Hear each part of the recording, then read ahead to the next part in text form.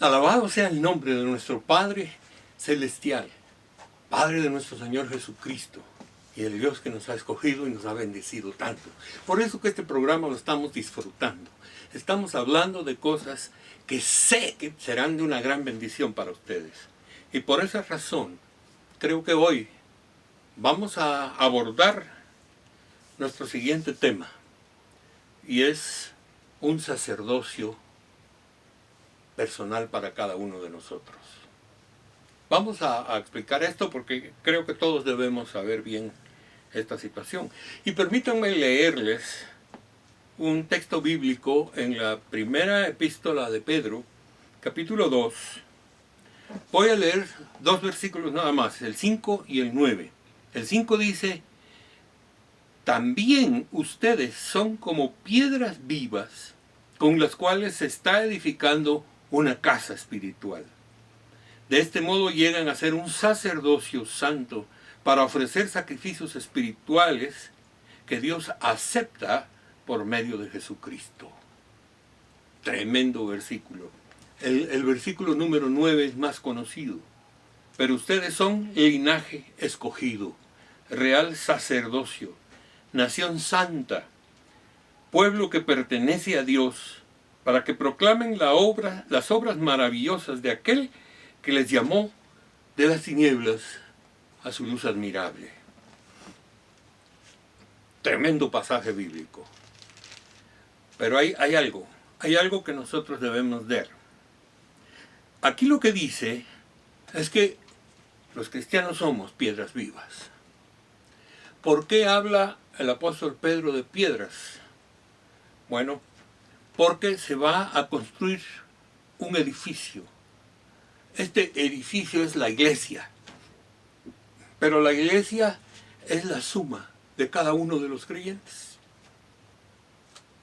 Entonces la iglesia se va formando de una serie de piedras para ir levantando un edificio que tenga la capacidad de ser un sacerdocio santo para Dios. Creo que debemos considerar esto. ¿Qué es eso de ser un sacerdocio? Voy a tratar de explicar un poquito este punto porque creo que si no lo entendemos no vamos a caminar bien. La primera cosa que quiero establecer bien claro es que no se trata de una continuación del sacerdocio levítico. No tiene nada que ver con eso. Aunque el nombre sacerdocio quiere decir el que intercede por los hombres, el que se presenta delante de Dios, no solo eso, el que se presenta delante de Dios, el que está ahí en la presencia misma de Dios, ofreciendo verdadera adoración. De esa manera nosotros miramos que el sacerdocio cambió, literalmente cambió. Y creo que debo explicar este cambio porque no nos corresponde a nosotros tomarlo como base, sino que es Jesucristo.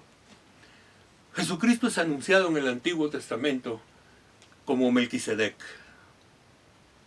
y aparece ahí con una autoridad aún por encima de los sacerdotes levíticos.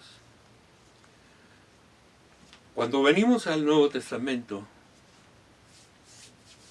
aquí especialmente la epístola a los Hebreos nos habla del ministerio de Jesús como sumo sacerdote según el orden de Melquisedec.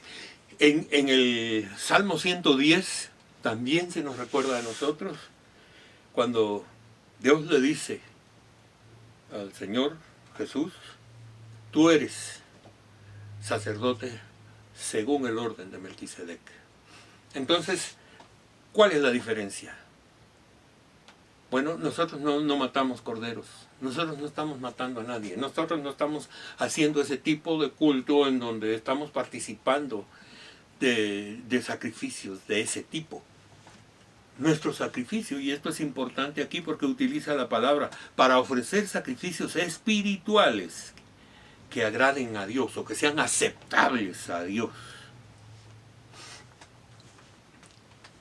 ¿Cuál es la función sacerdotal? Número uno, todos tenemos la gracia, porque es un regalo de Dios, tenemos la gracia de presentarnos delante de Dios. Eso es lo que significa ser sacerdote. Todos tenemos la posibilidad de presentarnos delante de Dios, y obviamente, ¿qué hago yo cuando vengo a Él? Le exalto, le adoro. Lo importante es que somos un edificio cuya naturaleza y razón de ser es la adoración a Dios. Fíjense que el sacerdocio de Cristo como sumo sacerdote es básicamente entregar su vida por nosotros para que nosotros no seamos apartados de Dios, sino que por la muerte de Cristo en la cruz del Calvario nosotros somos salvos, porque Él murió en nuestro lugar. Como pecador, yo merecía haber estado en esa cruz.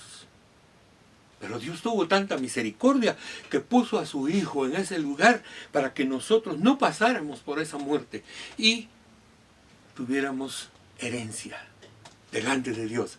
¿No les parece que es excelente eso? Es maravilloso. Entonces cuando nosotros vemos eso, el sacerdocio nuestro consiste en tener acceso a la presencia de Dios y alabarle.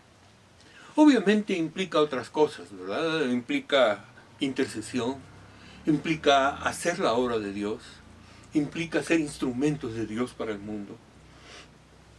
Pero este pensamiento que se encuentra aquí es una revolución que empezó obviamente con los primeros discípulos, pero que se fue perdiendo. Pero en tiempo de la Reforma viene y se restaura. Porque ustedes se van a dar cuenta de que la iglesia medieval fue creando el mismo sistema que el judaísmo, es decir, había una casta sacerdotal. Se llegó a extremos de que el sacerdote entraba a la iglesia, celebraba el culto, pero la gente le ponían una pared enfrente para que no viera, porque lo que estaba pasando allá era muy santo y ellos no podían participar de eso. Eso es la negación de la misma palabra de Dios. Pero nosotros vemos en su palabra algo sumamente importante, y esto que nosotros vemos tiene que ver con que ahora todos, absolutamente todos los nacidos de nuevo somos sacerdocio santo. Tenemos acceso a la presencia de Dios. Podemos llevar nuestra vida entera delante de la presencia de Dios, y eso va a establecer algo sumamente poderoso. De una manera especial, yo les digo, nosotros pertenecemos a un sacerdocio de Melquisedec. Es decir, ya no se hacen sacrificios de corderos ni de otros animales, sino que Cristo, nuestro Cordero Pascual, se ha entregado por nosotros. Así que alabemos al Señor. El sacrificio está hecho, así que nuestro corazón debe levantarse con alegría para alabar el nombre del Señor. Y eso es un motivo glorioso. Fíjense ustedes qué interesante. Se armó el edificio, pero la otra cosa es, Dios quiere sacrificios espirituales que agraden a Dios o que sean aceptables a Dios. Quiero enfatizar un poquito esto. ¿Hay entonces una adoración y una alabanza que no es agradable a Dios? Sí, sí la hay. ¿Saben por qué? El porqué es muy sencillo. Si nosotros estamos en pecado, si nosotros le fallamos a Dios y no nos ponemos a cuentas con Él, nuestra alabanza, nuestra adoración, nuestra oración, nuestra intercesión se queda pegada en el techo de nuestra casa y no llega a Dios. ¿Por qué razón? Porque Dios cierra sus oídos cuando nosotros estamos mal con Él. Así que nosotros, cada vez que venimos a Dios, debemos ponernos a cuentas con Él. Es la mejor solución y lo más práctico. Venimos y, Señor, te fallé. Estoy aquí para que me limpies y para que mi adoración suba a tu gloriosa presencia como sube el incienso de la tarde, como el alzar de nuestras manos. Eso es lo que aquí se nos está hablando. Y entonces el sacerdocio es que Dios nos está edificando de manera progresiva para que lleguemos a ser ese sacerdocio santo que ofrece sacrificios espirituales agradables a Él. Creo que debo explicar otra palabra aquí, sacrificios. Estamos muy acostumbrados a pensar que el sacrificio implica matar a alguien. Así que hablamos sacrificios cuando alguien es matado. Pero también hablamos de sacrificio cuando nosotros nos esforzamos en no hacer algunas cosas malas y nos sacrificamos para no hacerlas. Pero ese no es el sentido. La traducción literal de la palabra sacrificio es ofrenda. ¿Qué es lo que nosotros ofrendamos? Nuestra alabanza. Nosotros le ofrecemos a Dios nuestra alabanza espiritual para que sea agradable. Y para que sea agradable hay que estar purificados. Por eso, mis hermanos, cada vez que ponemos el primer pie sobre el suelo al amanecer, pongámonos a cuentas con Dios. Y después va a brotar una adoración y una alabanza verdaderamente nacida del corazón, agradable a Dios.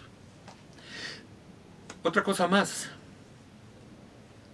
Al hablar de un sacerdocio nos da algunos puntos que yo creo que debemos considerarlos, porque en el versículo 9 del capítulo 2 de Primera de Pedro, nosotros encontramos algunos puntos que debemos analizar rápidamente.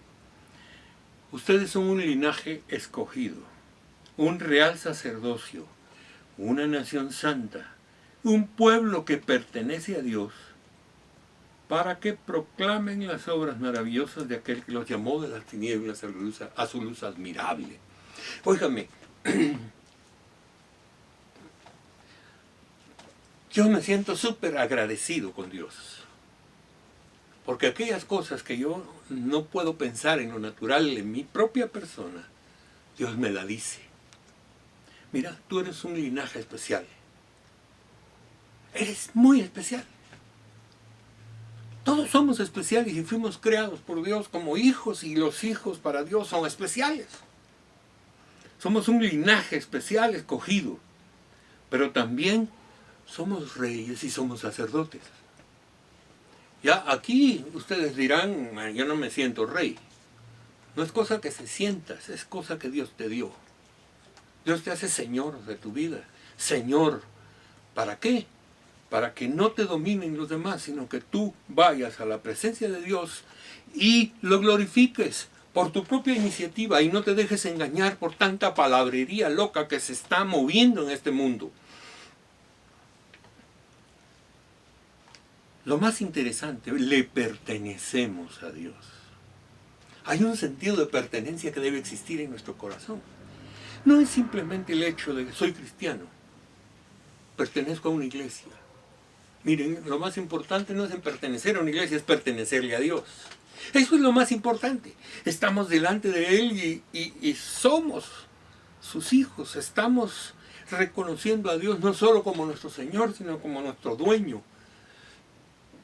Entonces, nuestra vida está totalmente tocada por Él. Hay algo básico aquí. ¿Cuál es la respuesta a todo el linaje que Dios nos ha dado? La respuesta es doble. En este pasaje es doble. Número uno, para proclamar las maravillas de Dios. Fíjense que Pablo nos enseñó, en el estudio anterior lo vimos, Pablo nos enseñó las grandes bendiciones de Dios desde antes de la fundación del mundo y las grandes bendiciones de Dios aquí en la tierra y las futuras. Aquí nos está diciendo, no nos callemos. Esto que Dios te dio a ti, Dios quiere dárselo a todos los que están cerca de ti. Así que una manera de alabar a Dios es contarle a los demás cuán grandes cosas Dios ha hecho por nosotros. Si ustedes no saben cuán grandes cosas ha hecho por ustedes, repitan otra vez la lectura de Efesios 1 del 3 al 14 y recordemos estos mismos pasajes y nos vamos a dar cuenta de que aquí hay muchísimas cosas que Dios ha hecho por nosotros, pero yo puedo agregar algunas cuantas cosas. Una de las cosas más grandes es que Cristo haya ido a la cruz del Calvario en lugar nuestro. Muchos de los regalos que Dios nos ha dado, la salud, la vida, sanidad de muchas enfermedades, trabajo cuando no hay opciones. Dios nos ha bendecido tan ricamente, que nos ama tan profundamente, que pone, al igual que la adoración, pone en nosotros, en nuestros labios, hablar de las maravillas de Dios. ¿Por qué? Tiene que brotar de nuestro corazón. Si yo no conozco a Dios, no brota nada. Pero si Dios ha venido a tocar mi vida, entonces vamos a proclamar las maravillas que Dios ha hecho, para que todos conozcan. Y esa manera es alabanza. Y por supuesto, ¿acaso cuando uno está hablando de las grandezas de Dios no le palpita más fuerte el corazón? ¿No decían los discípulos que caminaron con Jesús camino a Emaús? Es que nuestro corazón estaba henchido. Algo había ahí con aquel hombre y no sabíamos todavía que era Jesús. Pero cuando eso está metido ahí, no podemos. Fíjense que los discípulos de Emaús se corrieron unos 11 kilómetros en como 5 minutos, después de darse cuenta que era Jesús el que se había sentado a la mesa con ellos, y salieron corriendo a avisarles a los demás que habían estado con Jesús. Yo creo que aquí hay algo sumamente importante, porque Dios pone en nuestro corazón esas dos maneras de alabanza. Una, compartir el Evangelio con los demás, y dos, exaltar su nombre con nuestra boca, con nuestro cántico, con nuestra vida. Hay algo que quiero tocar antes de terminar, lo voy a usar como la parte final de este programa, y es que en el Evangelio de Juan, capítulo 4, y versículos 23 y 24, dice así: mas la hora viene, y ahora es, cuando los verdaderos adoradores adorarán al Padre en espíritu y en verdad, porque el Padre a tales adoradores busca que le adoren. Dios es espíritu, y los que le adoran en espíritu y en verdad, es necesario que le adoren. La primera cosa es, de acuerdo a este versículo, el Señor anda buscando quien le adore. Fíjense ustedes que es muy importante que nos demos cuenta de esto, porque en la búsqueda, lo que Dios anda buscando es que en nuestro corazón hay una auténtica adoración, una vida consagrada a Dios, una vida que le pertenezca a Dios. Y entonces el Señor nos anda buscando, y cuando nos encuentra en un amor y en una consagración a Él, que su bendición va a brotar como ríos de agua viva. Es el Espíritu de Dios que habita en nosotros.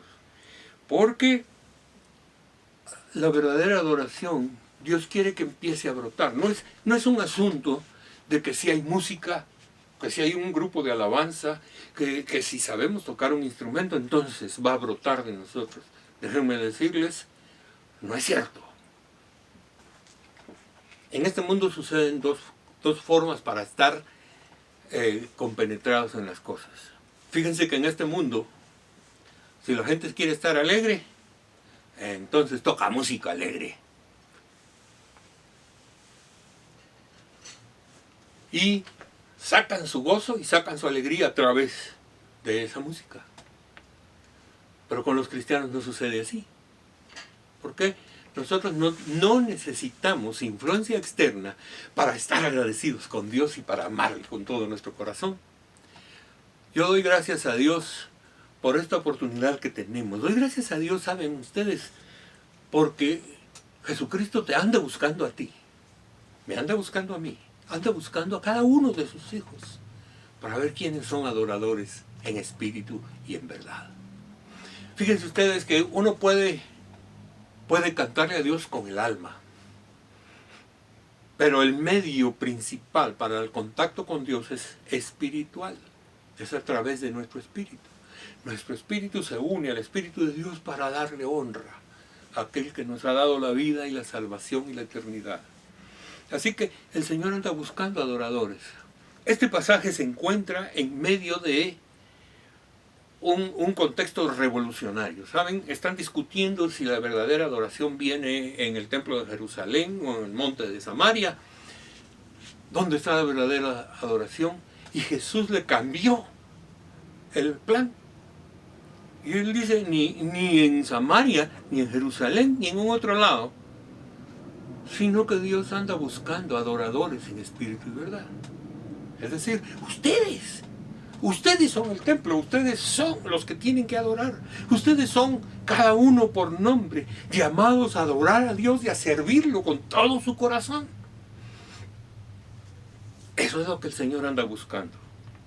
Ahora mismo, en este mismo momento, ahí donde tú estás, Dios te anda buscando para ver si eres un verdadero adorador. Hago una pregunta. Cuando Dios se acerca a ti, ¿encuentra un verdadero adorador? ¿O encuentra una persona que no puede o que le cuesta adorar a Dios? Solo déjenme poner esto así. ¿Por qué razón? Porque cuando nosotros planeamos algo, solo por hacerlo, ¿cuántas gentes van a la iglesia porque les gusta la música? Que cantan, es que los cantos son bonitos. Miren, con cantos o sin cantos, mi corazón le pertenece a Dios. Y ahora que nosotros estamos en nuestras propias casas, quiero decirles, aprendamos a adorar a Dios sin influencia externa. Nuestro gozo no depende de lo que pasa externamente. Nuestro gozo viene a nuestro corazón del verdadero Dios. Y yo estoy agradecido con eso. Adorar es rendirse a Dios, es entregársele todo nuestro ser. Y Dios nos llamó a eso. Así que permítanme terminar este programa dando gracias a Dios por eso. Padre, el primer principio que nosotros encontramos en la Biblia para poder entrar a tu presencia es la gratitud. Nosotros conocemos, Señor, cuántas cosas has hecho por nosotros. Y hoy te queremos dar gracias. Elevamos nuestra voz agradeciéndote todas las cosas que tú nos has dado y exaltamos tu nombre por tanta bendición que nos abruma diariamente que viene de ti. Solo danos la capacidad de ver tu mano actuando en nosotros. Alabado seas por todo. Bendito en el nombre de Jesús. Amén y amén.